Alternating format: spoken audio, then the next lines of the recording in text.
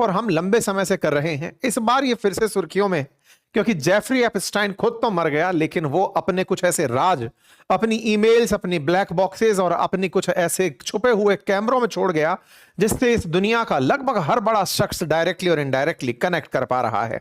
Jeffrey एपस्टाइन का जो छुपा हुआ रिकॉर्ड है वो धीरे धीरे बाहर आ रहा है, और उस बाहर आते रिकॉर्ड में इस बार प्रधानमंत्री नरेंद्र मोदी का भी नाम होने का जिक्र है। हालांकि इस फाइल में, जेफरी एपस्टाइन की फाइल में, बिल गेट्स का भी नाम है, और बिल गेट्स के नाम में बात इसका कि उनका तलाक असल में एपस्टाइन के कारण हुआ था, इसकी जिक्र है।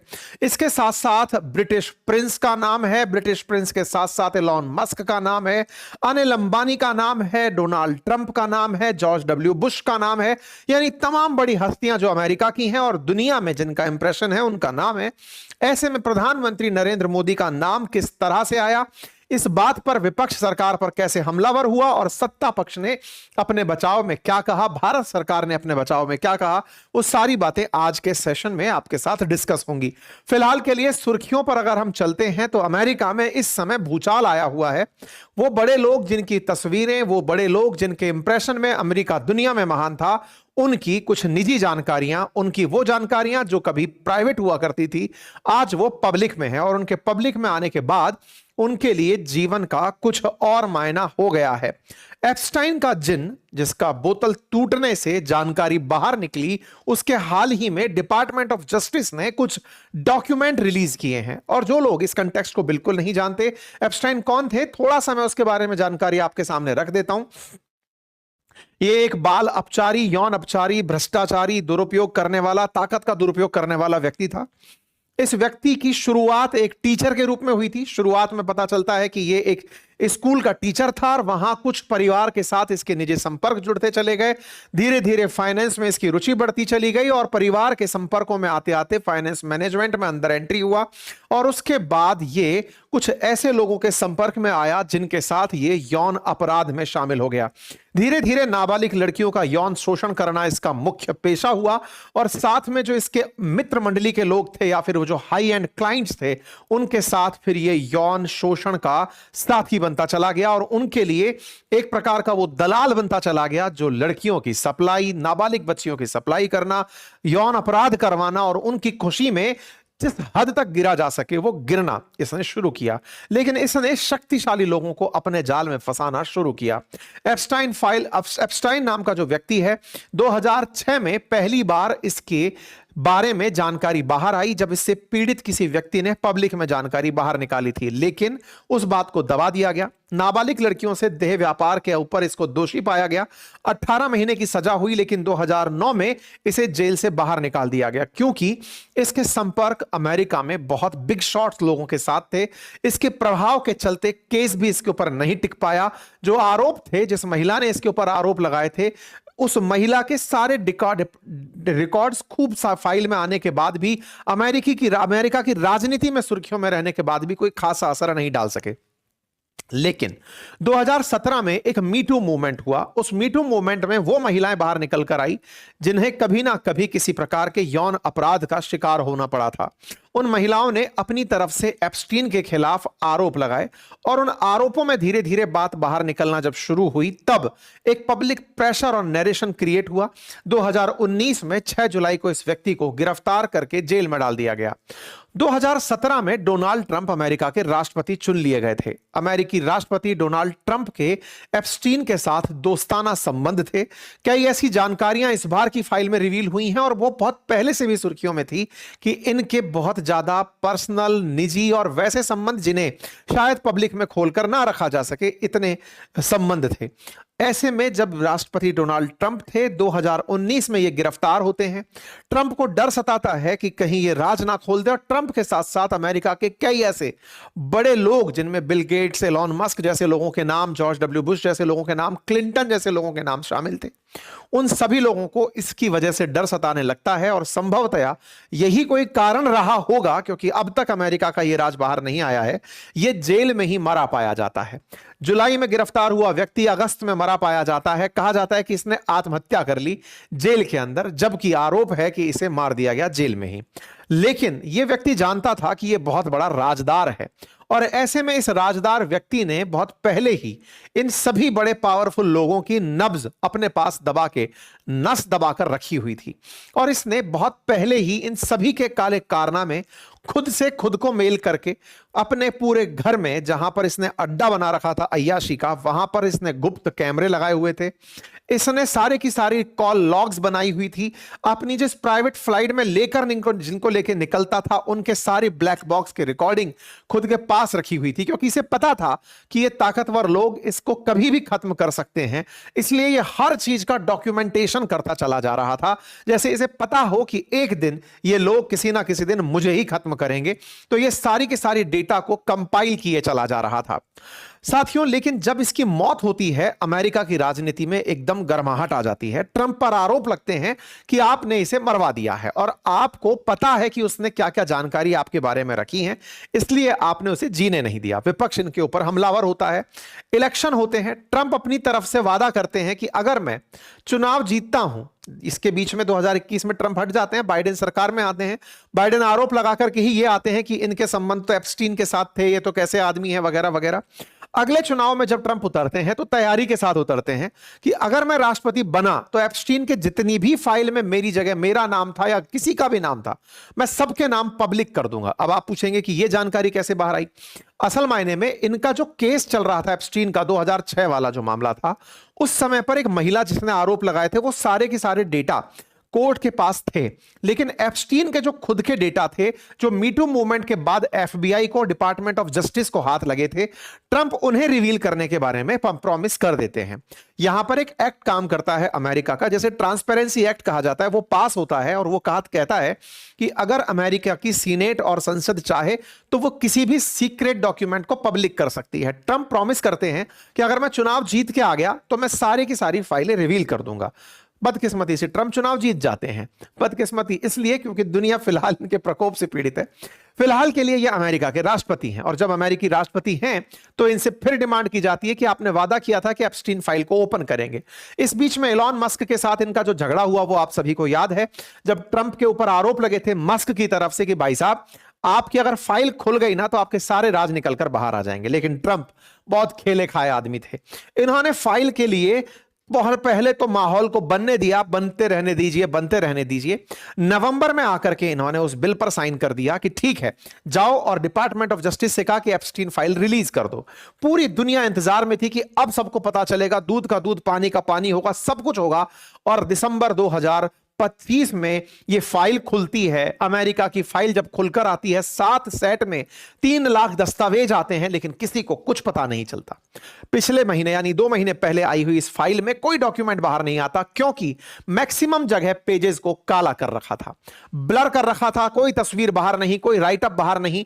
जिसको जो देखना था वो केवल यही कि फाइल बाहर आई है, डॉक्यूमेंट के अंदर लिखा क्या है वो नहीं। ऐसे में ट्रंप की खूब मजाक बनी। लोगों ने कोर्ट के ऊपर दबाव पैदा किया कि साहब ये क्या है, आपने क्या निकलवा दिया। डिपार्टमेंट ऑफ जस्टिस से कहा गया कि ये कैसी ट्रांसपेरेंसी है जिसमें फाइल में क्या है यही पता नहीं चला है। ऐसे में अमेरिकी सरकार के द्वारा फिर से, डिपार्टमेंट ऑफ जस्टिस के द्वारा फिर से एज पर प्रॉमिस इस फाइल को आगे बढ़ाया गया और इस बार 3 मिलियन पेजेस की एप्स्टीन फाइल जो कि आ गई थी दिसंबर 20 में, अब उसे 30 जनवरी को फिर से रिलीज किया गया। और इस बार डिपार्टमेंट ऑफ जस्टिस ने जो 3.5 मिलियन रेस्पॉन्सिव पेजेस थे उन्हें कंप्लीट तरीके से जनता के सामने रख दिया। हालांकि यहां पर उन महिलाओं की तस्वीरों को ब्लर किया गया है जिनकी तस्वीरें इस फाइल में जब्त हैं, उनके चेहरे छुपा दिए गए हैं। हालांकि अभी भी आरोप यह लग रहा है कि कुछ फाइलों में ऐसी तस्वीरें बाहर आ गई हैं जो आपत्तिजनक हैं। जब ये तस्वीरें बाहर आना शुरू हुई तो दुनिया में काफी सारा हू एंड क्राई बन गया। कैसे? सबसे पहले तस्वीर में बिल गेट्स की तस्वीर सामने आई। बिल गेट्स माइक्रोसॉफ्ट के संस्थापक, अमेरिका के वो उद्योगपति जिन्होंने लंबे समय तक सबसे पैसे वाला व्यक्ति होने का खिताब अपने साथ रखा। इनके बारे में जानकारी बाहर निकल कर आती है कि 30 लाख पेज का एक दस्तावेज, 2000 वीडियो और 1.8 लाख तस्वीरें जो सार्वजनिक हैं, उसमें बिल गेट्स के बारे में जानकारी आती है कि एप्स्टीन ने खुद को एक मेल कर रखा था और उस मेल में यह जानकारी उसने बिल गेट्स के बारे में डाल रखी थी। अच्छा, ईमेल के बारे में उसने एक तरीका यह अपना रखा था जिसके जो भी राज हैं वो खुद के पास मेल कर लेता था एप्स्टीन, और खुद के पास सेंड मेल करके उसमें वो सारा गुस्सा जो कि उसको किसी व्यक्ति से है, वो उस पूरे गुस्से को खुद को संबोधित करते हुए नहीं, उस व्यक्ति को संबोधित करते हुए ही सेंड में उस व्यक्ति का ही नहीं अपना मेल आईडी डालता था, और डाल करके वो सारा डिटेल अपने पास रिसीव में भी आ गया और सेंड में भी आ गया। इस तरह से उस मेल को सुरक्षित रखता था। इसने बिल गेट्स को गुस्से में कभी मेल लिखा होगा जो खुद के पास ड्राफ्ट में सेव था और खुद के पास रिसीव था, जिसमें यह लिखा था कि तुमने रशियन महिलाओं के साथ जो यौन संबंध बनाए उससे तुम्हें सेक्सुअल ट्रांसमिटेड डिजीज हुई, एसटीडी हुई, और उस डिजीज के चलते तुम अपनी पत्नी तक, मेलिंडा तक वही डिजीज लेकर पहुंच गए, और ये बीमारियां तुम्हारी पत्नी को हो गई।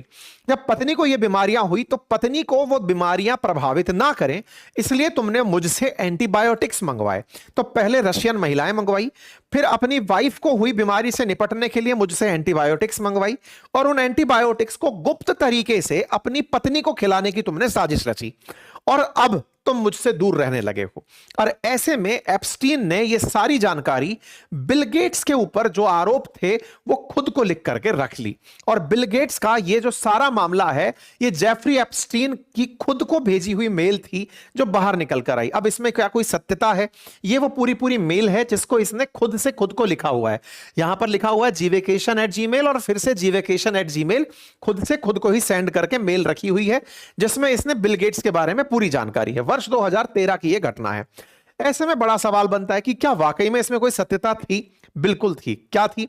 असल में जो मेलिंडा गेट्स हैं उनके साथ में बिल गेट्स का तलाक हो गया था, और उस समय पर मेलिंडा गेट्स ने खुद यह स्वीकारा था कि एप्स्टीन के साथ संबंध के चलते, बिल गेट्स और एप्स्टीन के जो संबंध हैं उनके चलते हमारा तलाक हो रहा है। मतलब यह बात है कि मेलिंडा गेट्स जो हैं वो बिल गेट्स के साथ इस तरह की बीमारी से पीड़ित हुई थी, ऐसी जानकारी इस बात में निकलती है। यानी कि एप्स्टीन की जो बातें थी वो कहीं ना कहीं रिलेवेंट थी। एप्स्टीन का यह तक आरोप था कि बिल गेट्स जब ब्रिज टूर्नामेंट खेला करते थे उस समय पर एडेरॉल नामक ड्रग्स यूज करते थे ताकि उनका दिमाग औरों से तेज चल सके।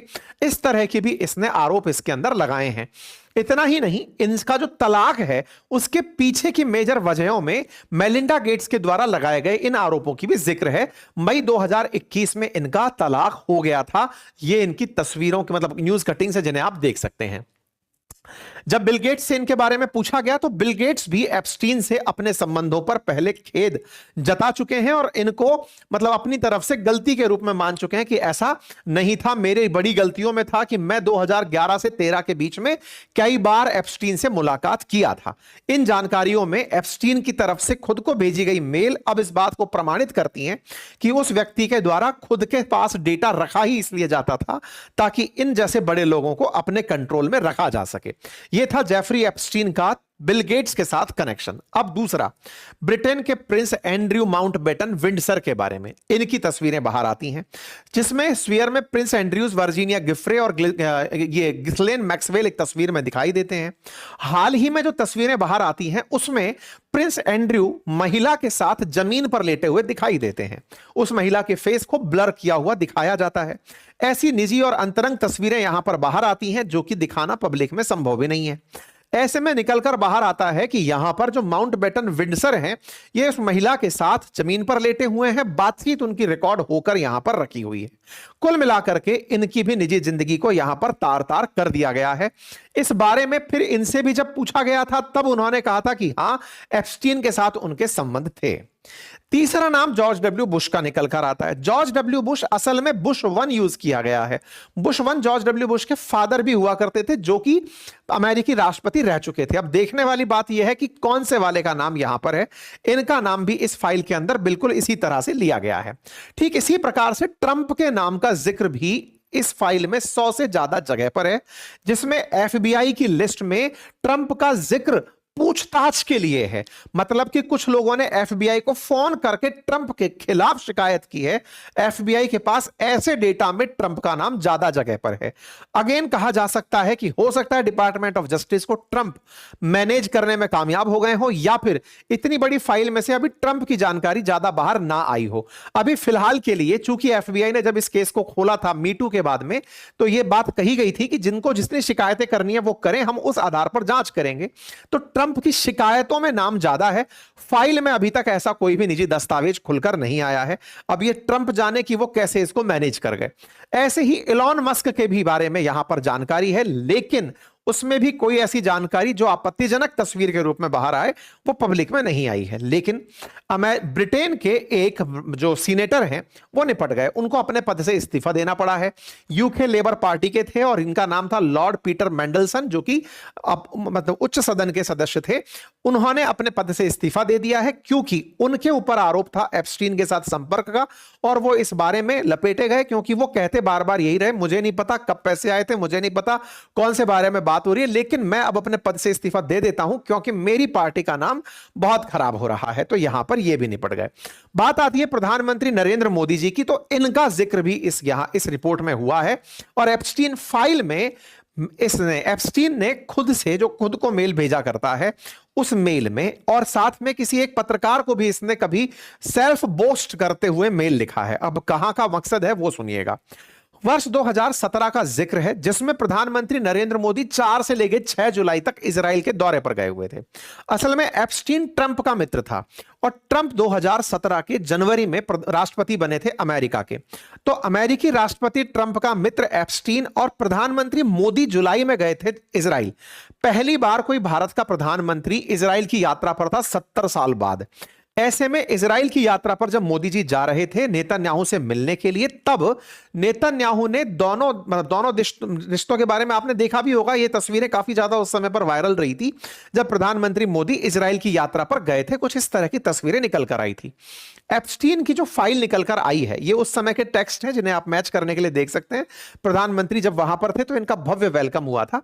एप्स्टीन की फाइल में लिखा गया है द इंडियन प्राइम मिनिस्टर। तो यहां पर आप देखें तो इसने ये जो मेल लिखी हुई है, इस मेल में लिखा है कि Indian prime minister Modi took advice and dance and sang in Israel for benefit of the US president. They had meet a few week ago. And इसके आगे लिखा है इट वर्कड।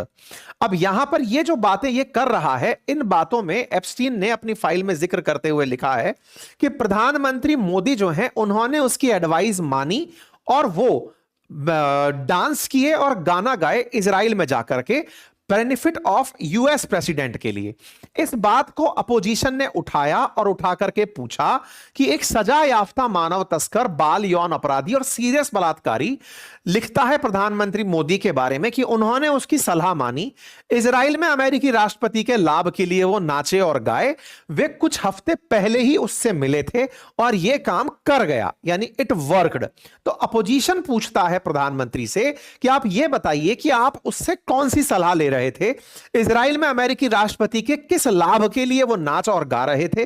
संदेश में लिखा गया है इट वर्कड, तो असल में वो कौन सी कामयाबी आपको मिल गई थी, यह जानकारी हम आपसे पूछना चाहते हैं।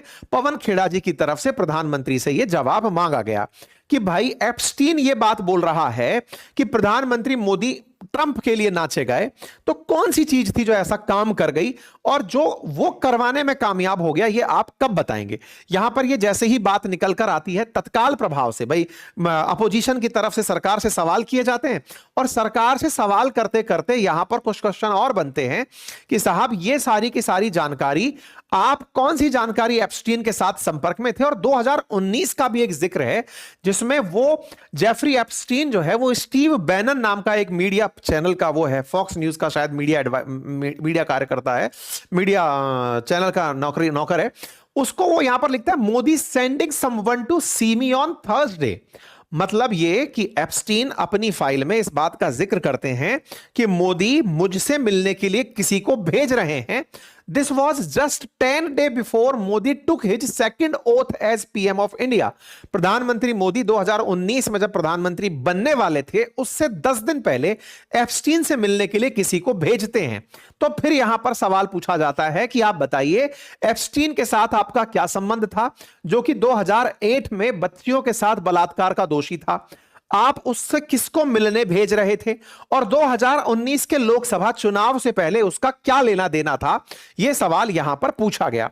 इनसे पूछा गया कि आपकी जो बैठक हुई, आपके बारे में किसने क्या कहा, यह बात क्या है। तो यहां पर उसने बकायदा चैट भी शेयर की है, यानी एप्स्टीन फाइल में वो चैट शामिल हैं जिसमें प्रधानमंत्री के तौर पर दूसरी बार जब प्रधानमंत्री शपथ ले रहे थे उससे पहले जेफरी एप्स्टीन ने जो ट्रंप के करीबी स्टीव बैनन हैं उनको चैट भेजकर बताया था कि मोदी के साथ एक दिलचस्प बैठक हुई थी। मोदी ने उसे बताया कि वाशिंगटन में उससे कोई बात नहीं करता। मोदी ने उसे बताया कि उसका मुख्य दुश्मन चीन है और क्षेत्र में उसका प्रॉक्सी दुश्मन पाकिस्तान है। मोदी स्टीव बैनन के विजन से पूरी तरह सहमत है। स्टीव बैनन को मोदी से मिलना चाहिए और एप्स्टीन इसे सेट कर सकता है। अर्थात ट्रंप के करीबी हैं स्टीव बैनन, एप्स्टीन उनसे मुलाकात करने में सहयोगी हो सकता है। इसकी कुछ चैट बाहर निकल करके यहां पर आती हैं। ये खुद से खुद को जो मैसेज भेजता था उसमें इसने स्टीव बैनन जो कि पत्रकार है उसको इसने जब खबर भेजी तो यहां लिखा कि मेरी मोदी से मुलाकात हुई थी, ट्रंप से मुलाकात प्रधानमंत्री करना चाहते हैं और उस मुलाकात में आपको पहले स्टीव बैनन से भी मिलना चाहिए। स्टीव बैनन आपको मोदी से मिलना चाहिए, मैं आप लोगों की बैठक सेट करा सकता हूं। तो एप्स्टीन असल में फिर से दलाली कर रहा था एक मीडिया हाउस और प्रधानमंत्री के बीच में। ये वो तस्वीरें हैं जब प्रधानमंत्री गए थे इजराइल, तब यहां पर आप जो गाना सुन रहे हैं वो भारत के लिए गाया गया जनगण मन है और इसके अंदर भारत के प्रधानमंत्री यहां पर गाते हुए जो सुनाई दे रहे हैं वो सारे जहां से अच्छा है। जनगण मन गाते हुए एक वीडियो प्रधानमंत्री मोदी का यहां पर बाहर आता है। ऐसे में क्या जनमन गण गा रहे थे प्रधानमंत्री मोदी ट्रंप के लिए या कुछ और, ये तो आगे आकर के ही पता चलेगा क्योंकि एप्स्टीन तो है नहीं, फाइल में कौन सी बात है उसका ज्यादा खुलासा फिलहाल हुआ नहीं। लेकिन हां, ऐसे में सरकार की तरफ से तुरंत बयान आता है और उसमें कहा जाता है कि इस मेल में जो बातें लिखी हैं वो एक अपराधी की केवल मनगढ़ंत बातें हैं और अपराधी के लिए इस मनगढ़ंत बात को रणधीर जायसवाल जी अपनी तरफ से बाहर आकर रखते हैं और कहते हैं कि हमने ये सारी बातें सुनी। Beyond the fact prime minister official visit to the rest of the allusion in the mail are little more than a trashy rumination by a convicted criminal which deserve to be dismissed with the utmost concept. बोले एक अपराधी की हुई मनगढ़ंत बातें हैं। इसमें एक नाम और भी है जो अनिल अंबानी का है।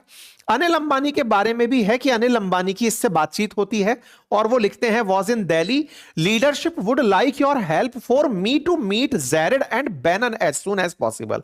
जिसमें यह कहा जाता है लीडरशिप बोले तो प्रधानमंत्री मोदी से यहां पर सेंस निकाला जा रहा है क्योंकि उस समय प्रधानमंत्री मोदी सत्ता में थे। और ये लिखते हैं अनिल अंबानी एप्स्टीन को मैसेज करते हुए कि हमारी सरकार तुमसे चाहती है कि बैनन से प्रधानमंत्री की, अब प्रधानमंत्री नाम नहीं है लीडरशिप नाम लिखा हुआ है। अब लीडरशिप किसको बोलते हैं ये मैं अनिल अंबानी से पूछने वाला सवाल हो सकता है। बोले आपसे जल्दी से जल्दी मुलाकात की बात की गई है, likely visit to DC by PM. प्रधानमंत्री की मतलब वहां पर अमेरिका में जो विजिट होगी मई के अंदर डोनाल्ड ट्रंप से मिलने के लिए उस समय पर। तो एक प्रकार से एप्स्टीन को मीटिंग्स के लिए यूज में लिया जा रहा है कि सुनो उस आदमी से मिला दो।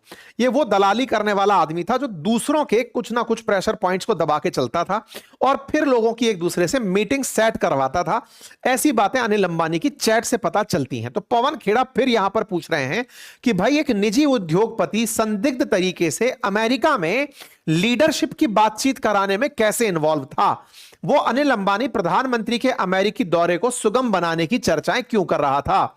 एप्स्टीन से ही मदद क्यों मांगी जा रही थी? आधिकारिक राजनयिक संबंध पहले से स्थापित थे तो फिर हमारा विदेश मंत्रालय कर क्या रहा था? ये सारी बातें अपोजिशन ने फिर सत्ता पक्ष से पूछी। अब देखिए, एप्स्टीन तो मर गया, उसके राज फाइल में है और फाइल जनता में है। अमेरिका ने तो तय कर लिया कि एप्स्टीन के लगाए हुए जितने भी आरोप हैं उस पर अब कोई कार्रवाई नहीं की जाएगी, कोई कार्रवाई नहीं की जाएगी। ये तो अमेरिका का स्टैंड है। अब देखते हैं हमारे देश की राजनीति में ये सारे बिंदु कहां से कहां तक जाते हैं। एप्स्टीन के जिन्न में ये सारी की सारी बातें निकल कर आती हैं, जिसमें यह बात निकल कर आती है कि जेफरी एप्स्टीन बैनन से बोल रहा है कि एक इंडियन उद्योगपति से बात हुई है, बैनन को प्रधानमंत्री की मुलाकात करवाना चाहता है, बैनन जो है वो प्रधानमंत्री से मुलाकात करे, एप्स्टीन इस काम को कराना चाहता है। ये सारी की सारी चैट उसके अंदर बाहर निकल कर आई है। खैर, कुल मिलाकर के इन सारी बातों में से एक चीज स्पष्ट है कि एक हाई लेवल का ब्लैकमेलर था, दूसरा बड़ा दलाल था और सरकारों को और उद्योगपतियों को और दुनिया के जितने भी पावर पॉइंट्स हैं उन सबको कनेक्ट करने के लिए इसके पास जबरदस्त लॉबिंग की पावर थी और ये इसी पावर को एंजॉय कर रहा था। लेकिन जब इसने सत्ता पर नियंत्रण प्राप्त करने का प्रयास किया या फिर सत्ता को अपने तरीके से चलाने का तरीका ढूंढा, संभवतः तभी किसी ने इसको टपका दिया होगा, जो कि इसके जेल में संदिग्ध मौत पर हमेशा सवाल उठते आए हैं। फिलहाल के लिए रही बात भारत की, तो भारत सरकार इस पर अपना पक्ष रख रही है, अपोजिशन इस पर अपनी थ्योरी कह रही है। एप्स्टीन के बारे में और कोई फाइल निकल कर आएगी तो आप अपनी थ्योरी बना लीजिएगा। फिलहाल के लिए इतना ही। बाकी आप लोगों को इस विषय पर क्या लगता है, अपनी राय कमेंट बॉक्स में जरूर दीजिएगा। चैनल पर नए हैं तो सब्सक्राइब कीजिए, अपने साथियों के साथ इसे